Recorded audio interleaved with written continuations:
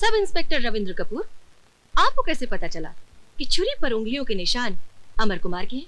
मुजरिम को गिरफ्तार करने के बाद उसके उंगलियों के निशान लिए जाते। उसके बाद फिंगरप्रिंट्स एक्सपर्ट लाश के पास मिले हुए हथियारों पर पाए गए निशान मैच कर लेते।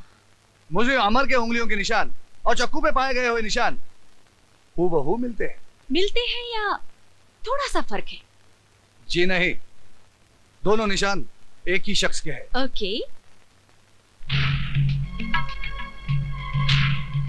इसमें क्या है जरा देखिए।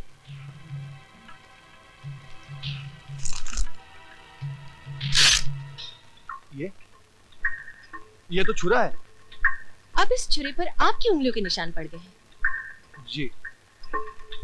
अगर मैं इस छुरे से किसी का खून करूं तो क्या मेरी उंगलियों के निशान इस छुरे पर आ सकते हैं?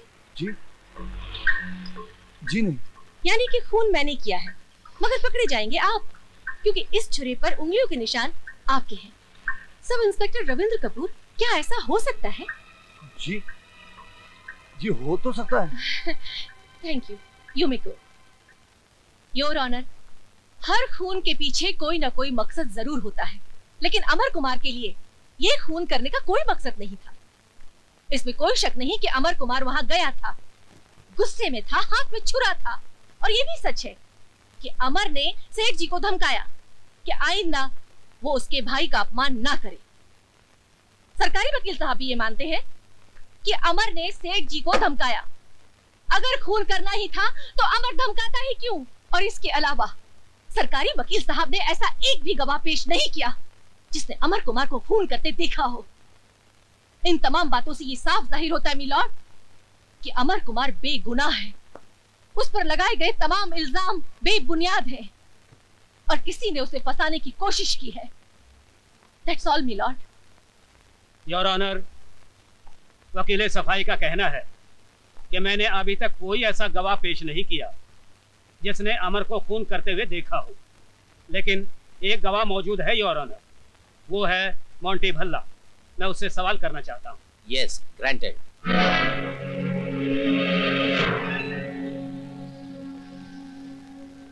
तुम्हारा नाम? मोंटी भल्ला। उस दिन जब अमर कुमार सेठ दौलत राम के घर गया था, जी, तुम कहाँ थे? मैं अमर के साथ ही था। वहां क्या हुआ? वहां अमर ने सेठ जी से कहा कि सेठ जी की बेटी प्रिया उसे प्यार करती है और उससे शादी करना चाहती है। फिर सेठ जी तो शादी के लिए राजी हो गए, लेकिन अमर प्रिया से शादी करने के लिए 20 लाख रुपए मांगने लगा। इसलिए तो अमर ने प्रिया को अपने प्रेम जाल में फंसाया था। फिर सेठ जी ने साफ इनकार कर दिया। अमर को गुस्सा आ गया, उसने अपने हाथ में वो छुरा उठा लिया और सेठ जी को धमकाने लगा कि अगर उससे पैसे नहीं मिले तो वो सेठ जी का खून कर देगा। नहीं योर, ये सब झूठ है। ये झूठ बोल रहा है, ये झूठा है। Order, order. उसके बाद क्या हुआ? उसके बाद सेठ जी और अमर के बीच में तू मैं शुरू। अमर गुस्से में पागलों की तरह चिल्लाने लगा और मैंने उसे मना करने की कोशिश की और मेरे मना करते करते अमर ने सेठ जी के पेट पे छुरा।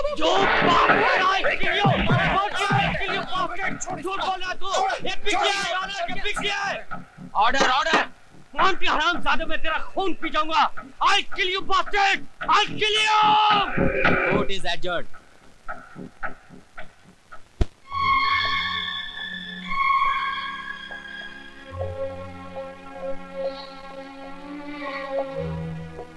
तुम्हारा नाम? जेलर साहब को मालूम। तुम्हारे बाप का नाम? ये भी जेलर साहब को मालूम। जेलर साहब को यह भी मालूम है कि तुम्हारा गुस्सा तुम्हारी नाक पर रखा रहता है, जिसकी वजह से आज तुम एक खूनी बनकर यहाँ खड़े हो।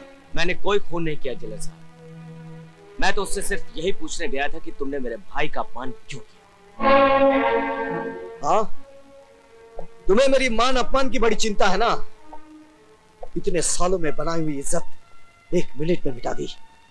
मेरे माथे पर लिख दिया कि मैं खूनी का भाई हूं। मैं सच कहता हूं भैया, मैंने कोई खून नहीं किया। अरे बचपन से लेकर आज तक आपने मेरी किसी बात का विश्वास नहीं किया।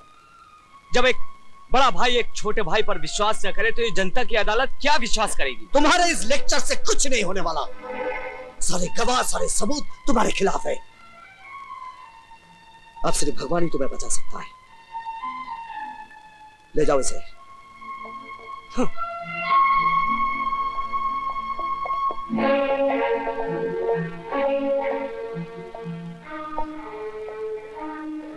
बच्चों ने खाना खा लिया? नहीं। क्यों? कहते हैं भूख नहीं है। भूख नहीं है या खाना नहीं खाना चाहते? उसके जेल जाने से दुनिया में काम तो नहीं रुक जाएगा। खाना लगाओ, मैं खाना खाऊंगा।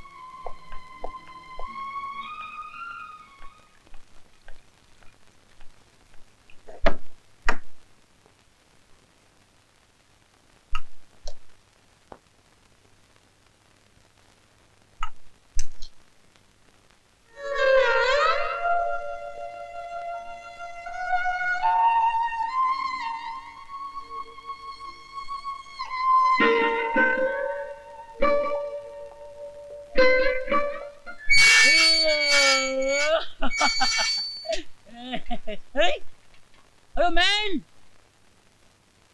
मैं सपना तो नहीं देख रहा हूँ। तुम इधर, तुम जैसे शरीफ आदमी के इधर क्या काम है? सब तकदीर का खेल है ओमेन, तकदीर का खेल। तकदीर?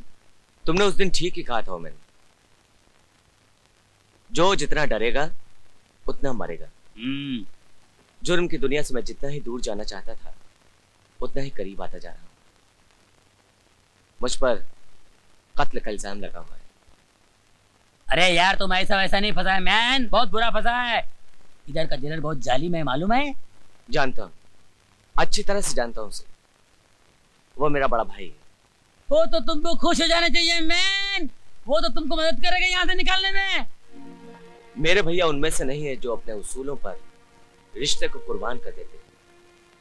उनकी नजर में अब मैं उनका भाई नहीं, एक मुजरिम। अरे मेरी बात मानो मैन, तुम यहाँ से भाग निकलो, हम तुम्हारी मदद करेगा। तुम क्या समझते हो ये जेल की दीवारें मुझे रोक लेंगी? तो फिर तुमको रोका किसने मैन?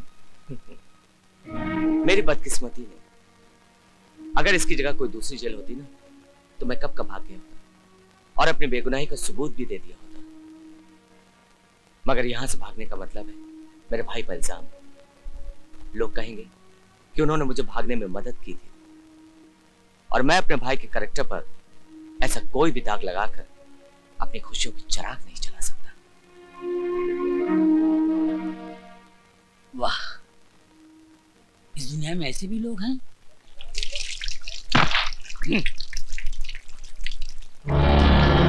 अब मुंह धोने से कोई फायदा नहीं। एक बार जो कालिख मुंह पर लग गई वो लग गई। अब तो तेरी माशूका भी तुझे नहीं देखेगी। वैसे तू फिक्र मत कर, मैं बाहर जाकर उसे संभाल लूंगा, क्योंकि तू तो बाहर जा नहीं सकता। जेलर का भाई है ना। अरे वो जेलर इतना कमीना है कि अपने भाई क्या अपने बाप को भी न छोड़े। क्यों सुन नहीं सकता क्या? ठीक ही तो कह रहा हूं। अपनी शान दिखाने के लिए, अपनी ईमानदारी का डंका बजवाने के लिए अपने भाई को अंदर करवा दिया। अबे सुन, अरे ऐसे भाई से तो दुश्मन अच्छा। एक कुत्ता होता है ना, वो कुत्ता भी अपने पिल्लों की हिफाजत के लिए काट खाने को तैयार हो जाता है। और तेरा भाई, अरे तेरा भाई तो कुत्ते से भी गया बीता है।